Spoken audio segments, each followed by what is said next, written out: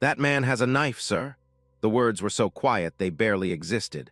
A whisper pressed into the narrow space between two strangers on a crowded sidewalk. James Mitchell almost didn't hear them. He had just stepped through the polished brass doors of First Continental Bank, his mind still turning over numbers, still replaying the conversation with his private wealth advisor, still calculating the tax implications of a trust restructuring worth more than most people would earn in 10 lifetimes. The city roared around him. Taxis blared. A jackhammer punched concrete somewhere down the block. The late afternoon sun cut between the buildings in sharp golden angles that made everything look almost beautiful if you weren't paying attention to the people standing in the shadows. Then he felt it. A small hand tugging the cuff of his sleeve. Not hard, not desperate, just precise enough to make him stop walking. James looked down. A girl stood beside him. She couldn't have been older than 11. Her braids were neat but slightly unraveling at the ends, held together by mismatched rubber bands, one green, one purple. She wore an oversized gray hoodie that reached past her knees, and her sneakers were too big for her feet, stuffed with newspaper at the toes to keep them from slipping. In her other hand she held a small cardboard sign, the kind people made with markers when they needed the world to notice them. But the sign was turned backward, pressed flat against her leg, as if she had suddenly decided that whatever it said didn't matter anymore.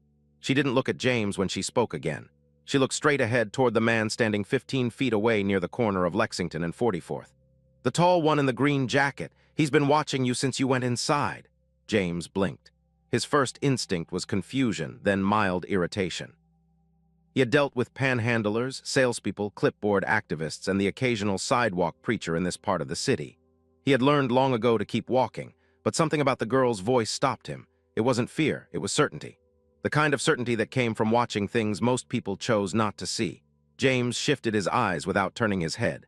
15 feet to his left, a man in a dark green utility jacket stood near a fire hydrant. He was tall, unshaven, with a baseball cap pulled low over his forehead. His hands were in his pockets. He appeared to be staring at his phone. Normal, ordinary, invisible in the way city strangers always were, except for one detail. The man wasn't scrolling. His screen was dark, and his right hand, the one deeper inside the jacket pocket, held something that created a faint, angular outline against the fabric. James felt his pulse change. Not panic, not yet, just awareness. The kind of shift that happened when the body understood something before the mind caught up. The girl tugged his cuff again. "Walk toward the coffee shop, the one with the green awning. Don't run." James looked at her. "How do you know this?" She didn't answer. She was already stepping away from him, folding herself back into the crowd with a practiced ease that made his chest tighten. She moved the way someone moved when disappearing was a skill they had been forced to learn early. James turned toward the coffee shop. He could see it across the street, wedged between a dry cleaner and a pharmacy. The green awning rippled gently in the afternoon wind. He stepped off the curb. Behind him, the man in the green jacket shifted his weight and began walking, not quickly, not aggressively, just matching pace the way a current followed a boat. James pushed through the coffee shop door. The smell of roasted beans and warm milk hit him immediately. A barista looked up. Two customers sat near the window typing on laptops. An older woman stirred sugar into a paper cup near the counter. James moved to the back of the shop, sat in a chair facing the entrance, and reached for his phone. His hands were steady, but something inside him had already changed. He was no longer thinking about the trust fund. He was thinking about the girl. Who was she? How had she known? And why had she risked herself to warn a man she had never met, a man whose world existed so far above hers that they might as well have been living in different centuries? Outside, through the coffee shop window, James saw the man in the green jacket slow, hesitate at the curb, then keep walking past the entrance without stopping. The threat, if it had been real, seemed to dissolve into the city, but the girl was gone, too. Vanished into the same indifferent crowd that had never noticed her in the first place. James sat in the coffee shop for a long time. His phone rested untouched on the table. The barista asked him twice if he wanted to order anything. He said no both times. He wasn't thinking about coffee. He was thinking about a pair of mismatched rubber bands and a cardboard sign turned backward, and the quiet, impossible bravery of a child who had nothing yet gave the only thing she had. A warning that might have saved his life. James didn't sleep that night. He lay in his penthouse on the Upper East Side, staring at the ceiling while the city hummed 60 stories below. The sheets were Italian linen. The mattress had been custom-built to match the curvature of his spine. The bedroom alone was larger than most apartments in the neighborhoods he drove through every morning without ever really seeing, yet none of it mattered. Every time he closed his eyes, he saw the same thing. A girl with mismatched rubber bands and sneakers stuffed with newspaper, pressing a whisper into the air between them like she was handing him something fragile and irreplaceable. By 6 in the morning, he was sitting at his kitchen island drinking black coffee and making a phone call he never expected to make. His head of security, a former Secret Service agent named Robert Chen, answered on the second ring. Robert had spent 12 years protecting diplomats and senators before joining Mitchell Capital 3 years ago. He was calm, precise, and almost impossible to surprise. Almost. "I need you to pull the security footage from First Continental Bank," James said. "Yesterday afternoon between 4:15 and 4:30, the exterior cameras on Lexington facing south." Robert paused. "Did something happen?" James hesitated.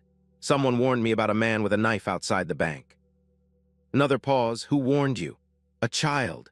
The silence on the other end lasted long enough for James to hear the hum of Robert's refrigerator in the background. "A child," Robert repeated, not skeptical, just careful. "A girl, 11, maybe 12, braids, gray hoodie. She was standing near the entrance when I came out." Robert asked the obvious question. "Do you have a name?" "No." James set down his coffee cup. "That's the problem." By noon, Robert had assembled a small team in the security suite on the 14th floor of Mitchell Capital's headquarters.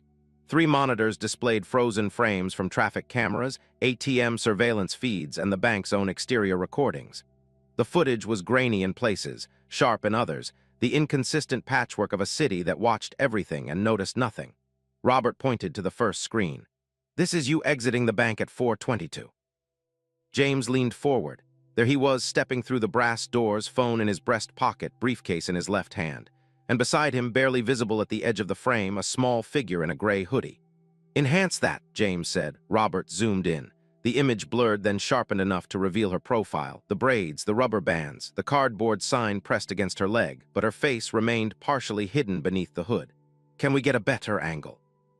James asked. Robert switched to a second feed. This one came from a traffic camera mounted above a crosswalk. It captured the sidewalk from a higher vantage point. The girl was visible for exactly 7 seconds before she disappeared into a crowd moving south on Lexington. "She knew where the cameras were," Robert said quietly. James looked at him. "What do you mean?" Robert rewound the footage and played it again. "Watch her path. She keeps her head down at every camera position. Crosses behind taller pedestrians at the intersections. Stays under awnings where the angle drops off." He paused the video. "That's not coincidence, that's practice." James stared at the frozen frame, an 11-year-old girl who understood surveillance blind spots. The thought made something heavy settle in his chest. "What about the man?" Robert pulled up a third screen. "Green jacket, baseball cap, approximately 6'2". He appears on the bank footage at 3:51, 29 minutes before you exited. He stands near the fire hydrant for the entire duration, never checks his phone, never moves more than 3 feet from that position." James remembered the dark screen, the angular outline in the pocket. "Could you identify what he was carrying?" "Not from this footage." Robert leaned back. "But I contacted a friend at NYPD. There were 2 attempted armed robberies targeting bank clients within a 6-block radius last month. Same general description. Tall male, utility jacket, works alone, waits for high-value targets near private banking entrances." James felt his throat tighten, not from fear, from the realization that the girl had been right. She hadn't guessed. She hadn't imagined something frightening and projected it onto a stranger. She had recognized a pattern because she lived close enough to danger to see it clearly. "I want to find her," James said. Robert raised an eyebrow. "The girl?" "Yes. James, she could be anyone, a runaway, a foster kid, someone living in a shelter within walking distance of Midtown. This city has thousands of children who fit that description." "I know." James stood up and walked to the window. Below him, Manhattan moved in its endless, indifferent rhythm. Delivery trucks double-parked. Pedestrians crossed against the light. Somewhere down there, a girl with a turned-backward sign was surviving in ways he had never been asked to understand. "Her name might be Emma," he said. Robert frowned. "How do you know that?" James reached into his jacket pocket and removed a folded scrap of paper he had found pressed into the lining of his sleeve that morning. He hadn't noticed it the day before. The girl must have tucked it there when she tugged his cuff. 4 words written in pencil on the back of a torn coffee shop napkin. "My name is Emma." Robert stared at the napkin, then he looked at James. "She wanted you to find her." "No," James said quietly, still looking out the window. "She wanted me to try." Robert's team spent the next 48 hours searching. They contacted shelters within a 2-mile radius of the bank. They reviewed missing children databases. They reached out to school district liaisons who tracked chronically absent students. They even sent a discreet inquiry to the NYPD's Juvenile Outreach Division. Nothing came back. No match, no record, no Emma who fit the description James had given.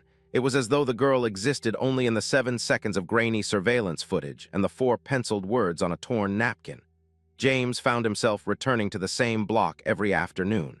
He didn't tell Robert. He didn't tell anyone. He simply left the office at 4:15, walked 6 blocks south to Lexington and 44th, and stood near the brass doors of First Continental Bank. He watched the crowd. He studied faces. He looked for mismatched rubber bands and an oversized gray hoodie among the thousands of people who passed through that intersection every hour without noticing each other. On the first day, he stood for 40 minutes. On the second, nearly an hour. On the third, a light rain began falling, and he stayed anyway, his suit jacket darkening across the shoulders while commuters hurried past with umbrellas. He felt foolish. He knew how it looked, a billionaire standing on a street corner in the rain searching for a child whose last name he didn't know. His driver called twice. His assistant sent 3 messages. He ignored all of them. On the 4th day, something changed. Not because he found Emma, but because Emma found him. He was standing in his usual spot near the bank entrance when a voice came from behind him, low and matter-of-fact, like someone commenting on the weather. "You keep coming back." James turned. She was sitting on the steps of a brownstone across the street, half hidden behind a row of potted plants that belonged to a ground-floor dental office. The gray hoodie was gone. Today she wore a faded blue jacket 2 sizes too large, zipped to her chin. The braids were the same. The rubber bands were still mismatched, yellow and red this time. The cardboard sign was nowhere in sight. James crossed the street slowly. He didn't want to frighten her. He sat on the step below hers, keeping distance between them. For a moment, neither of them spoke. Then Emma said, "You brought people to look for me." It wasn't a question. James nodded. "How did you know?" "Because the shelter lady asked about a man from a bank. She doesn't usually care about us unless somebody important is asking." The words landed with a weight that had nothing to do with volume. James felt them settle somewhere deep. "I wanted to thank you," he said. Emma pulled her knees toward her chest. "You don't have to." "I know, but what you did was dangerous. That man could have seen you talking to me." She shrugged. The gesture was too practiced for someone her age. "He didn't, but he could have." Emma looked at him directly for the first time since the conversation began. Her eyes were sharp, older than they should have been, carrying the kind of knowledge that wasn't taught in classrooms. "Dangerous is sleeping near the park at night," she said. "Dangerous is eating food someone leaves on a bench because you don't know what's in it. Talking to you wasn't dangerous, it was easy." James didn't respond. He had spent his entire career negotiating with people who measured risk in percentages and quarterly projections. This girl measured it in whether she would wake up safe. "Where's your family?" he asked gently. Emma's gaze shifted to the sidewalk. A pigeon landed near her foot, pecked once at a crack in the concrete, then flew away. "My mom is in a facility upstate. She got sick a long time ago." Emma's voice didn't waver. She spoke about it the way people spoke about weather that had already passed, something that happened and couldn't be undone. "My grandma took care of me after that. We lived in the Bronx. She had a little apartment near the train station. It smelled like cinnamon because she kept those sticks everywhere. She said it kept bad energy out." Emma paused. "She died 8 months ago." James felt his breath slow. "What happened after that?" "They put me in a group home in Brooklyn. Then a foster placement in Queens. Then another one." She counted them on her fingers the way other children counted birthday candles. "I left the last one." "Why?" Emma didn't answer right away. She looked down the street as if deciding how much truth the moment could hold. Then she said, "Because the man in that house locked the bathroom door from the outside at night, and nobody believed me when I told them." James felt something crack open inside his chest. Not pity. Something sharper, heavier, closer to failure. The kind of failure that belonged to everyone who had ever built a system and assumed it worked because they never had to live inside it. "How long have you been on your own?" he asked. "Since March." 5 months. 5 months a child had survived alone in one of the most expensive cities on Earth, invisible to every institution designed to protect her. James looked at the faded blue jacket, the oversized sneakers, the rubber bands holding her braids together. Every detail told a story he had never been forced to read. "Are you hungry?" he asked. Emma almost smiled, almost. "You're the 4th person who's asked me that this week." "What did you tell the other 3? "No," she looked at him. "But they didn't come back 4 days in a row." They walked to a diner 3 blocks east. It was the kind of place that had been on the same corner for 40 years, with cracked vinyl booths and a neon sign that buzzed faintly even during the day. James chose it because Emma had glanced at it twice while they were talking, the way someone looked at a door they wanted to walk through but never expected to.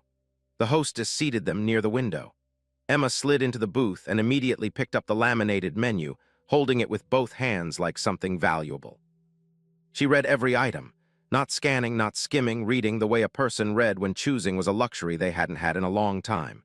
James ordered coffee. Emma ordered a grilled cheese sandwich, a bowl of tomato soup, and a glass of orange juice. When the food arrived, she didn't eat immediately. She stared at it for a moment, then carefully tore the sandwich into 4 equal pieces and arranged them around the edge of the plate. James watched without commenting.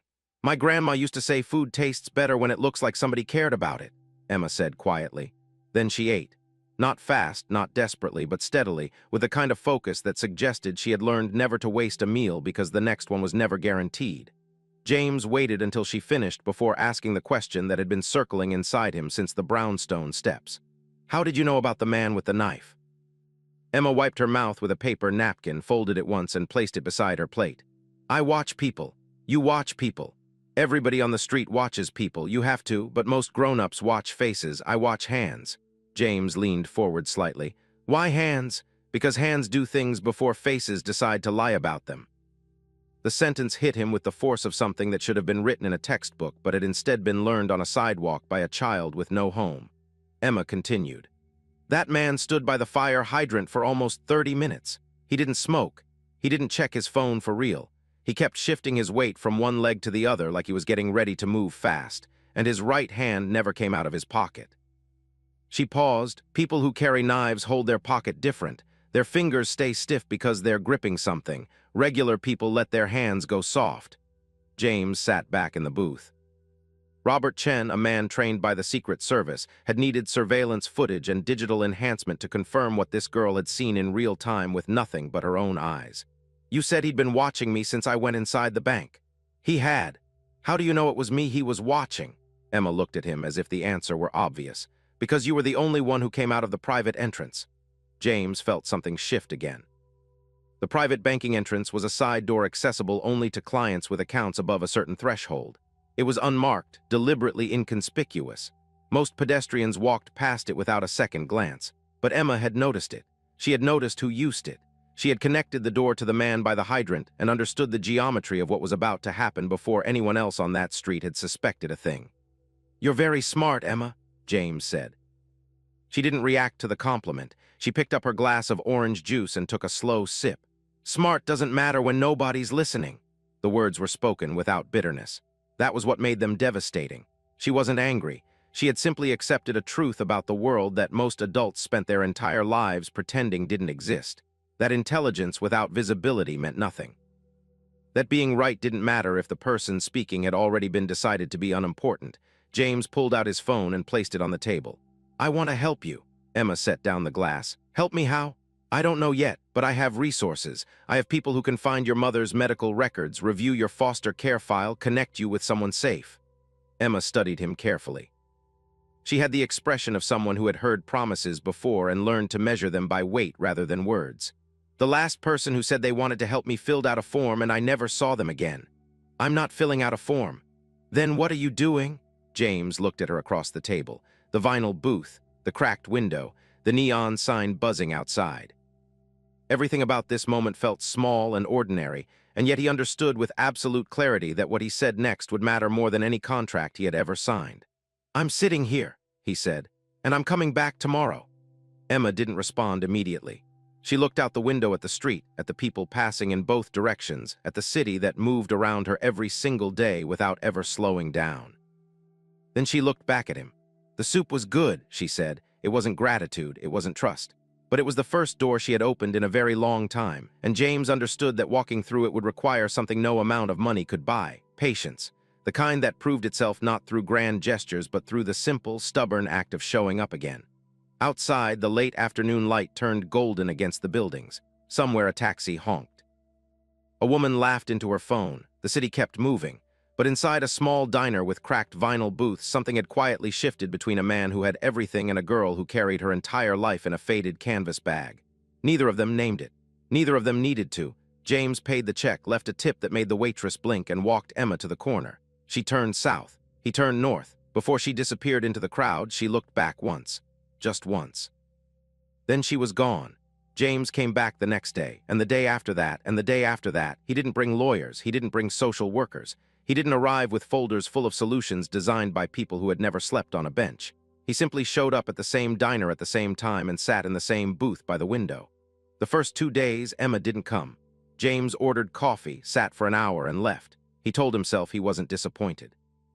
He told himself the girl owed him nothing. But both times, as he walked back toward his office, he found himself scanning the sidewalk for mismatched rubber bands. On the third day, she appeared, not from the street but from the alley beside the diner. She had been watching him arrive, watching him sit, watching him wait. Testing whether the man with the expensive suit and the private banking entrance was the kind of person who meant what he said or the kind who disappeared when the effort became inconvenient. She slid into the booth without a word and picked up the menu. James said nothing. The waitress brought coffee and orange juice without being asked. Emma ordered pancakes. They ate in a silence that felt less like absence and more like agreement. This became their pattern. 3 days a week, sometimes 4, James left his office at 4:15, walked to the diner and sat in the booth. Sometimes Emma was already there. Sometimes she arrived 10 minutes late, slipping through the door with the quiet precision of someone who had learned to enter rooms without being noticed. They talked. Not about legal strategies or foster care systems or the things James's team was quietly working on behind the scenes. They talked about ordinary things. Emma told him about a book she had found on a subway seat, a detective novel with the last 30 pages missing. She had invented her own ending. James told her about the time he got lost in an airport in Tokyo when he was 14 because he followed a sign he couldn't read and ended up in a maintenance corridor. Emma almost laughed, not quite, but close enough that James felt something warm settle behind his ribs. Meanwhile, Robert Chen had been working. The security team traced Emma's records through 3 different foster placements in 2 boroughs. Each file told the same story from a different angle, a bright, quiet child who followed every rule until the rules stopped protecting her. The first placement lasted 4 months. The foster parents described her as polite but distant. She kept her belongings in a plastic bag near the door, as if expecting to leave at any moment. The second placement lasted 6 weeks. The case notes mentioned behavioral concerns, but when Robert dug deeper, the concerns turned out to be Emma refusing to eat dinner at the table. The reason was buried in a footnote that nobody had flagged. The foster father ate with the television on so loud that Emma covered her ears. When she asked him to turn it down, he told her she was ungrateful. She stopped eating with the family. The system called it a behavioral issue. The third placement was the one Emma had mentioned on the brownstone steps, the one with the locked bathroom door. Robert's team obtained the incident report filed after Emma left. It was 3 paragraphs long. The investigating caseworker had visited the home, spoken with the foster parent, and closed the case within 48 hours. No follow-up interview with Emma, no physical inspection of the door, no second opinion. The report concluded with a single sentence that made Robert set down his coffee and stare at the wall for a long time. The child's account could not be corroborated and is considered unreliable due to her history of placement instability. Unreliable.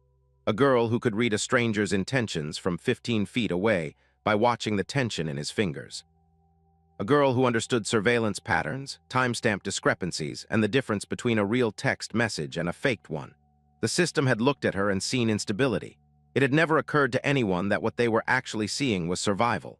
James received Robert's report on a Thursday evening. He read it in his office with the door closed and the city glowing orange through the windows behind him. He read it twice. Then he picked up the phone and called a woman named Sarah Thompson. Sarah was not a lawyer. She was not a social worker. She was a child advocacy specialist who had spent 22 years navigating the space between what the foster system promised and what it actually delivered. She had testified before Congress. She had appeared on news programs. She had also, more importantly, sat in hundreds of small rooms with hundreds of frightened children and listened without interrupting. James had donated to her organization for years but had never once called her directly. "Sarah," he said, "I need your help with something that can't go through normal channels." She listened for 12 minutes without speaking. When he finished, she asked only one question. "Does the girl trust you?" James thought about the pancakes, the silence, the almost laugh. "She's deciding." "Good," Sarah said. "Don't rush her." Children who have been failed by every adult in their lives don't give trust. They lend it, and they take it back the moment you prove them right. James stared at the phone after the call ended. Outside, a helicopter crossed the skyline, its red light blinking against the darkening sky. He thought about every negotiation he had ever won, every deal closed, every contract signed. None of them had required what this situation demanded. None of them had asked him to earn something he couldn't buy. The next afternoon, he walked into the diner and found Emma sitting in the booth drawing on a napkin with a borrowed pen. She had sketched a building, tall and narrow, with dozens of tiny windows. In one of the windows, she had drawn a small figure looking out. James sat down. "What's that?" Emma turned the napkin toward him. "The shelter where I stayed last winter." She pointed at the tiny figure. "That's the woman who gave me extra socks when it got cold." James studied the drawing. The lines were simple but careful. Every window had been drawn with the same patient attention. "She sounds kind," he said. Emma nodded. "She got fired in January because she let kids stay past checkout time." The sentence sat between them like a stone dropped into still water. James picked up his coffee and said nothing. Some truths didn't need a response. They just needed someone to hear them. Sarah Thompson arrived in New York on a Tuesday morning. She took the train from Washington, carrying a single leather bag and a folder thick enough to suggest she had not slept much the night before. James met her in a conference room on the 14th floor of Mitchell Capitol, the same room where Robert's team had first reviewed the surveillance footage. The city sprawled beneath them through floor-to-ceiling windows. Sarah glanced at the view once, then sat down and opened her folder without commenting on it. She had spent her career in rooms designed to impress people. She was no longer impressed. "I've reviewed Emma's case file," she said. "All 3 placements, the incident reports, the caseworker notes, the school records." She paused. "I also pulled the intake documentation from the shelter system." James leaned forward. "What did you find?" Sarah placed a single sheet of paper on the table. It was a photocopy of a handwritten form, the kind filled out when a minor entered emergency housing. Name, age, date of entry, emergency contact. Most of the fields were completed in a caseworker's handwriting, but at the bottom, in a child's careful printing, someone had added a note in the margin. "I can take care of myself. Please don't send me back." James stared at the words. Sarah let the silence hold. Then she said, "Emma entered the shelter system 7 months ago after leaving the 3rd foster placement. She stayed for 11 days before aging out of the emergency bed limit. After that, the record goes cold." "What does that mean?" "It means nobody followed up." Sarah closed the folder. "She became what the system calls a runner, a child who leaves placement and doesn't return. There's a file, there's a flag, but unless someone actively searches, the flag just sits in a database." James stood and walked to the window. Below him, the streets moved with their usual indifference. Somewhere in that current of strangers, a girl was carrying everything she owned in a canvas bag. "What are our options?" he asked. Sarah's answer was careful. "If we go through official channels, Emma re-enters the foster system. A new caseworker is assigned. A new placement is found. The process takes weeks, sometimes months, and during that time she's in a group facility, which she already left once."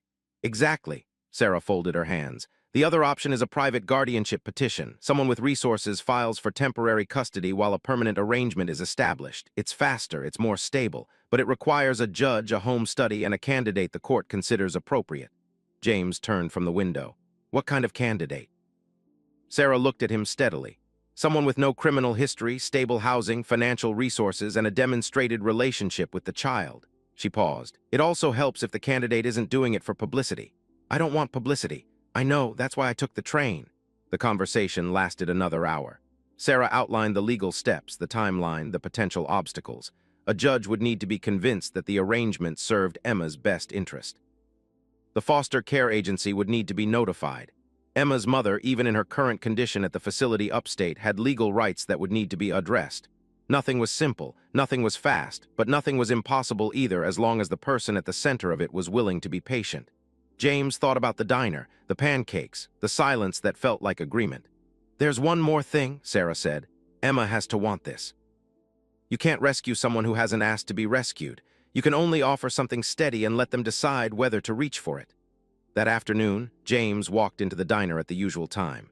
Emma was already seated in the booth. Today, she had a library book open on the table, borrowed from where he didn't know since she didn't have a library card. The book was about ocean animals. She was reading a chapter on octopuses. "Did you know they have 3 hearts?" she said without looking up. James sat down. "I didn't. And blue blood. Also didn't know that." Emma turned a page. "If one heart stops, the other 2 keep going." She looked at him. "That seems like a good system." James smiled. Then he told her about Sarah, not everything, not the legal strategy, not the court filings, not the complicated architecture of what he was trying to build around her. He simply said there was a woman who helped kids like her, someone who listened, someone who understood how the system worked and where it broke down. Emma's expression didn't change while he spoke. She listened the way she always listened, completely, carefully, with the kind of attention that measured every word for weight and honesty. When he finished, she asked, "Does she work for you?" "No, she works for herself." "Is she going to put me in another house with strangers?" "Not unless you want her to." Emma closed the book slowly. Her fingers lingered on the cover, tracing the outline of a whale printed in faded blue ink. "My grandma used to say that promises are just words that haven't been broken yet." James didn't flinch. "Your grandma sounds like she was honest." "She was." Emma looked out the window. A bus passed, then a cyclist, then a woman pushing a stroller. The ordinary world kept turning. "I'll meet her," Emma said finally. "But I'm bringing my bag." James nodded. "Of course." He didn't ask why, he already understood. The bag wasn't luggage, it was a decision. As long as Emma carried it, she was ready to leave. And she would keep carrying it until someone proved she didn't have to. The meeting happened on a Friday afternoon in the same diner. James had offered a dozen other locations. His office, a quiet restaurant, Sarah's hotel. Emma chose the booth by the window. James understood why. It was the only place she had ever chosen to return to. It was hers. Sarah arrived 10 minutes early. She ordered tea and sat on the same side of the booth where James usually sat, leaving the opposite side open for Emma. When James pointed this out, Sarah shook her head gently. "I sit where the child can see the exit. She needs to know she can leave whenever she wants." James moved to a stool at the counter without another word. Emma arrived exactly on time. She stood in the doorway for a moment, her canvas bag over one shoulder, her eyes sweeping the room the way they always did, measuring exits, counting strangers, reading hands. Then she saw Sarah. The woman was small, maybe 5'3", with silver-streaked hair pulled back in a loose bun. She wore no jewelry except a thin watch with a cracked face. Her clothes were simple, dark slacks and a gray cardigan that looked like it had survived 1,000 wash cycles. Nothing about her suggested authority. Nothing about her demanded attention. Emma walked to the booth and sat down. For the first several minutes, Sarah didn't ask a single question about foster care, about the system, about what had happened to Emma or where she had been. Instead, she looked at the library book Emma had brought, the one about ocean animals, and asked if she had finished the chapter on octopuses. Emma nodded slowly. "Did you get to the part about the mimic octopus?" Sarah asked. Emma frowned. "No. It can change its shape to look like other animals, flatfish, lionfish, even sea snakes. Scientists think it does it to survive in open water where there's nowhere to hide." Emma stared at her. "That's real. Completely real." Sarah took a sip of her tea. "It doesn't have armor, it doesn't have venom. It survives by being smarter than everything around it." Something shifted in Emma's expression. Not trust, not yet, but recognition. The kind that happened when a person realized they were being seen clearly for the first time. The conversation continued. Sarah talked about animals, then about books, then about a girl she had worked with years ago who carried a backpack everywhere she went because it held the only photograph she had of her father. She never told Emma what to feel. She never compared their stories. She simply laid down small pieces of shared understanding like stepping stones across a river, close enough to follow but never forced. After 30 minutes, Emma asked her first real question. "What happens if I say yes to whatever this is?" Sarah set down her tea. "First, I would file a petition with the family court in Manhattan. That petition asks a judge to consider a temporary guardianship arrangement. It means someone becomes legally responsible for your safety, your education, and your medical care while we work on a permanent plan." "Who?" "That depends on you." Emma glanced toward the counter where James sat pretending to read a newspaper. "Him? If you want it to be." Emma looked back at Sarah. "Why would he do that?" Sarah didn't hesitate. "Because you saved his life, and because some people, when they realize the world isn't fair, try to make their little corner of it better." Emma pulled her canvas bag closer. "What if it doesn't work? Then we try something else." "But I don't leave until we find something that does." The last caseworker said something like that. "I know." Sarah's voice remained steady. "And she was wrong to leave. I won't tell you I'm different because words don't prove anything. Time does." Emma studied her for a long moment. The diner hummed around them. The coffee machine hissed. A plate clattered somewhere in the kitchen. Outside, the city kept moving in its relentless, oblivious rhythm. "My mom," Emma said. "What about her?" Sarah nodded as if she had been waiting for this. "Your mother is at a treatment facility in Ulster County. She was admitted 14 months ago for a condition that requires long-term care." Emma already knew this. She had known it longer than any child should have had to carry that kind of knowledge. "Can I see her?" "Yes. Once the guardianship is in place, we can arrange supervised visits. Her treatment team would need to approve the timing, but you have every right to see your mother." Emma's grip on the canvas bag loosened just slightly, not enough for most people to notice. James noticed from across the room. I have one more question, Emma said. Sarah waited. If I say yes, do I still get to come to this diner? Sarah smiled for the first time. It was small and warm and completely unhurried. Every single day if you want. Emma looked down at the table. She traced a scratch in the surface with her fingertip, following it back and forth like a path she was memorizing. Then she looked up. Okay, one word, quiet, fragile, enormous. Sarah reached across the table and placed her hand palm up, not grabbing, not holding, just offering. Emma looked at it for 3 full seconds. Then she placed her hand on top of it. Across the room, James set down the newspaper he hadn't been reading. His eyes burned, but he didn't look away. He had closed deals worth billions of dollars in rooms designed for power. None of them had ever felt like this. None of them had ever mattered this much. The guardianship petition was filed the following Monday. Sarah handled the paperwork personally, working from a small desk in the corner of Robert Chen's security office because it was the quietest room in the building. The filing itself was straightforward. The complications lived in the spaces between the legal language. A family court judge named David Williams was assigned to the case. He was 61 years old, had served on the bench for nearly 2 decades, and was known for 2 things: a deep suspicion of wealthy petitioners seeking custody and an even deeper commitment to hearing directly from the children involved. James expected resistance. He got it on the second day. Judge Williams requested a full financial disclosure, a background investigation, a home study conducted by an independent social worker, and a written explanation of the relationship between the petitioner and the child. Standard procedure, Sarah assured him, but the judge also added a requirement that was less common. He wanted to meet Emma privately in chambers without lawyers, without James, without Sarah. Just the judge and the girl. Sarah supported the request immediately. James hesitated. She doesn't know him. She doesn't trust strangers in positions of authority. That's exactly why he wants to meet her, Sarah said. He needs to see who she is without anyone influencing her answers. The meeting was scheduled for a Wednesday morning. James drove Emma to the courthouse himself. He didn't bring a driver. He didn't bring Robert. He parked in a public garage 3 blocks away, and they walked together through the autumn air. Leaves had begun to turn along the side streets, patches of gold and copper scattered across the pavement.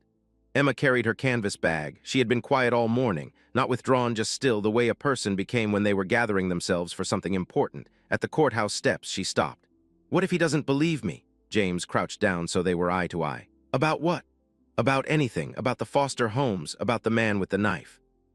About wanting to stay. James considered his words carefully. He thought about what Sarah had told him. Don't make promises you can't guarantee. Don't speak for the system. Speak for yourself. I can't control what he believes, James said, but I can tell you this. Every person who has ever listened to you has believed you, every single one.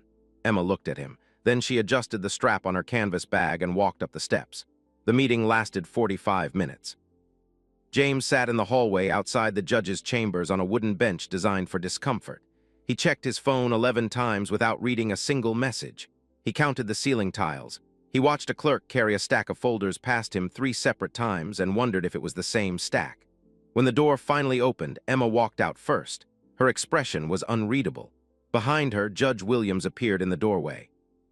He was a tall man with reading glasses perched on his forehead and a face that looked like it had listened to 10,000 stories and remembered every one.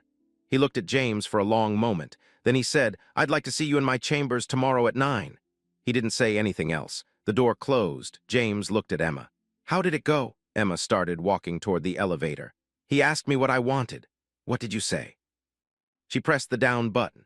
I told him I wanted to stop carrying my bag. James felt something expand inside his chest. The elevator arrived. They stepped inside. Neither of them spoke as the doors closed, but somewhere in the silence, James understood that Emma had just said more in one sentence than most people said in a lifetime. The next morning, James sat across from Judge Williams in a room that smelled like old paper and coffee. The judge reviewed documents for several minutes before looking up. Mr. Mitchell, I've handled hundreds of custody and guardianship cases. Most petitioners come to me with a narrative, a story about why they're the right person, a carefully prepared argument. He removed his glasses. You didn't prepare an argument. No, sir. Why not? James thought about it. Because this isn't a negotiation. Emma doesn't need someone who can argue for her. She needs someone who shows up. Judge Williams studied him. The clock on the wall ticked softly.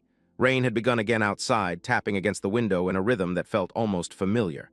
The child told me something interesting yesterday, the judge said. She told me she trusts you because you sat in a diner and didn't ask her for anything. He paused. In my experience, children who have been through what Emma has been through do not use the word trust carelessly. He placed both hands flat on the desk. I'm granting temporary guardianship effective immediately with a 6-month review period. Ms. Thompson will serve as the court-appointed advocate. A licensed social worker will conduct monthly home visits. He looked at James directly. Do not make me regret this. James held his gaze. I won't. That remains to be seen. The judge signed the order. The pen scratched against the paper with a sound that seemed far too small for what it meant. James walked out of the courthouse into the rain. He stood on the steps for a moment, letting the water hit his face, feeling the weight of what had just happened settle into him. Then he called Emma. She answered on the first ring as if she had been holding the phone and waiting. He said yes, James told her. The line went quiet for 3 seconds. Then Emma said, I'm at the diner. James smiled. I'm on my way. The first weeks were not easy. James had anticipated challenges, but he had imagined them the way wealthy people often imagine difficulty, as problems with solutions that could be purchased, scheduled, or delegated. Emma taught him otherwise. She moved into the guest bedroom of his penthouse on a Saturday afternoon. Robert Chen had arranged for the room to be prepared in advance. New bedding, new curtains, a bookshelf stocked with titles Sarah had recommended, a desk near the window with a view of Central Park. Everything was clean and tasteful and chosen with care. Emma stood in the doorway for a long time without entering. You don't like it, James said from behind her. It's too quiet, she replied. He didn't understand at first. Then he did. Emma had spent months sleeping in shelters where 30 children breathed and coughed and whispered through the night. She had slept on benches where the city never stopped humming. She had learned to fall asleep inside noise the way other children fell asleep inside silence. The perfect, soundproofed stillness of a penthouse bedroom wasn't comforting. It was disorienting. James left the television on low in the hallway that night. A nature documentary about coral reefs. The sound traveled faintly through her door. She slept for 6 straight hours. It was the longest she had slept indoors in months. Other adjustments came slowly. Emma kept her canvas bag packed for the first 3 weeks. It sat beside her bed every night, zipped and ready, the way a soldier kept boots near the door. James never asked her to unpack it. He never moved it. He never pretended it wasn't there. He simply lived alongside the fact that the girl in his guest room was still preparing to leave because every place she had ever stayed had eventually asked her to. The first real fracture came on a Tuesday evening. James had arranged for a private tutor to visit the apartment and begin evaluating Emma's academic level. The tutor was a kind woman named Lisa Park who specialized in working with children who had experienced interrupted education. She arrived with workbooks, colored pencils, and a patience that seemed genuinely bottomless. Emma refused to sit down, not dramatically, not angrily. She simply stood near the kitchen counter with her arms folded and said, I don't need this. James watched from the hallway. Lisa smiled gently. That's okay, we can just talk today. I don't want to talk either, Lisa nodded. Also okay? She placed a workbook on the table and sat quietly. Emma watched her for nearly 4 minutes without speaking. Then she walked to the table, opened the workbook, and completed 17 math problems in 12 minutes. Every answer was correct. Lisa looked at James afterward with an expression he couldn't quite read. She's not behind, she said. She's ahead, significantly. James wasn't surprised. A girl who could calculate timestamp discrepancies and read surveillance geometry was never going to struggle with fractions. But academic progress wasn't where the real difficulty lived. The real difficulty lived in the small, invisible spaces between routine and trust. Emma flinched when doors closed too quickly. She ate every meal as though someone might take the plate away. She checked the locks on the front door 3 times before going to bed.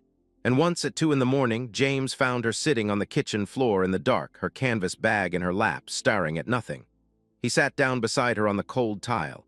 He didn't ask what was wrong. He didn't offer solutions. He just sat there, 2 people on a kitchen floor in a penthouse above Manhattan, sharing the kind of silence that existed between someone who had everything and someone who had learned to survive without anything. After several minutes, Emma spoke. Sometimes I dream about my grandma's apartment. The one with the cinnamon sticks. Yeah, she pulled the bag closer. In the dream, it's exactly the same. The wallpaper, the radiator that made that clicking sound. The window where she kept her plants. She paused. But when I open the front door, there's nothing outside, just nothing, no hallway, no stairs, no street, like the apartment is floating in the middle of nowhere and I can't leave even if I want to. James listened without moving. Does the dream scare you? Emma thought about it. No, it makes me sad because even in my dream I know it's not real and I still don't want to wake up. James felt something in his chest that he had no name for. It was heavier than sadness and quieter than grief. It was the understanding that some wounds couldn't be fixed, only accompanied. that the best he could offer this child was not a solution but a presence, not a replacement for what she had lost, but a steady, reliable proof that not every good thing had to disappear. "Your grandma's apartment was real," he said softly. "The cinnamon was real. The radiator was real. You carry those things whether the building is still there or not." Emma looked at him in the dim kitchen light. "That's what my grandma used to say. She sounds like she was right about a lot of things." "She was." Emma set the bag down, not far, just beside her instead of in her lap. It was a small movement, the kind most people would never notice. James noticed. They sat together on the kitchen floor until the sky outside began to lighten. Neither of them spoke again.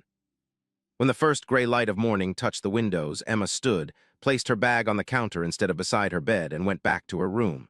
She left the door open. James stayed on the floor a moment longer, watching the city wake up below him.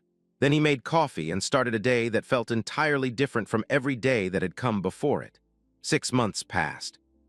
The court review arrived on a cold December morning when the city was already strung with lights, and the air smelled like roasted chestnuts from the vendor carts lining Fifth Avenue.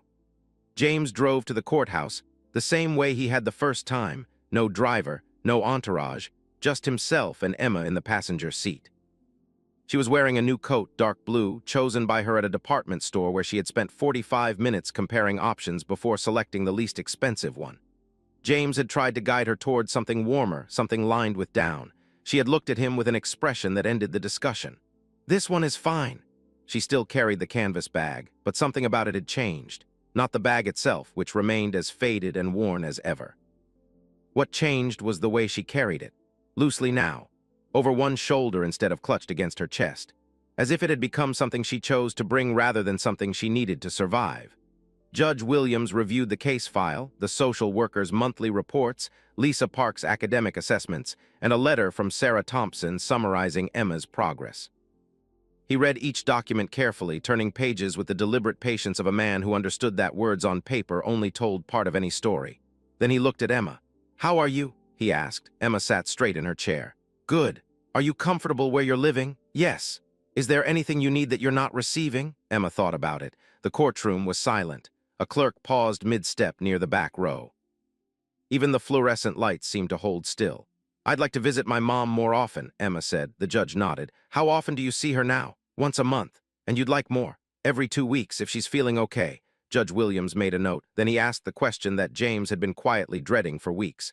"Emma, do you understand what permanent guardianship means?" "Yes. Tell me in your own words." Emma looked down at her hands. Then she looked back up. "It means he's responsible for me, not because he has to be, because he chose to be."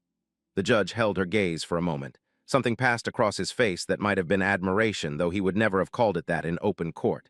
He turned to James. "Mr. Mitchell, the reports are favorable. The home environment is stable. The child is thriving academically and emotionally. Ms. Thompson's assessment is unequivocal." He paused. "However, I want to be clear about something. Guardianship is not ownership. It is not charity. It is a covenant. You are agreeing to put this child's needs above your convenience for as long as the arrangement exists. Do you understand that?" "Yes, Your Honor." "Do you accept it?" "Completely." The judge signed the permanent guardianship order. The pen moved across the page with the same quiet scratch James remembered from the first hearing. But this time the sound carried something different. Finality, certainty. A door closing behind them in a way that meant neither of them had to keep looking for the exit.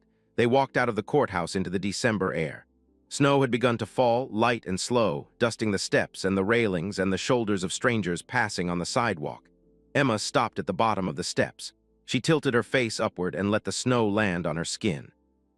She stood like that for several seconds, perfectly still, while the city moved around her. James waited. He had learned by now that Emma's silences were never empty. They were full of things she was deciding whether to say. "I want to show you something," she said. She reached into the canvas bag and pulled out a folded piece of paper. James recognized it immediately. The napkin from the day they met. 4 words in pencil. "My name is Emma," but she had added something new. Below her name, in the same careful handwriting, she had written a second line. "This is my home now." James read it twice. Then he folded the napkin and handed it back to her. "You should keep that," he said. Emma shook her head. "I don't need it anymore." She placed it in his hand and closed his fingers around it. "You keep it, so you remember why you came back." James stood on the courthouse steps with snow falling on his shoulders and a torn napkin in his hand, and felt something he had not felt since before his father died. He felt found, not by wealth, not by power, Not by the city that had given him everything except the one thing that mattered. Found by a girl who carried her life in a canvas bag. Found by a whisper on a crowded sidewalk. Found by the small, stubborn, irreplaceable truth that the people the world overlooked were often the ones holding it together. They walked to the diner. Of course they did. Emma ordered pancakes. James ordered coffee. The booth by the window was open as if it had been waiting. Snow drifted past the glass. The neon sign buzzed softly. The waitress brought orange juice without being asked. And in a city of 8 million people, two of them sat across from each other in a cracked vinyl booth and understood something most people spend their whole lives trying to learn. That being seen by one person who means it is worth more than being known by the entire world. Emma picked up her fork. "The pancakes are better in winter," she said. James smiled. "Everything is." Outside, the snow kept falling. Inside, the diner glowed with warmth. A child ate breakfast without fear. A man sat still without restlessness. And somewhere between the orange juice and the coffee, between the napkin and the canvas bag, between the whisper and the life it had changed, the story found its ending. Not with power, not with money, not with a signature on a dotted line, but with the simplest thing in the world, someone who listened, and someone brave enough to speak.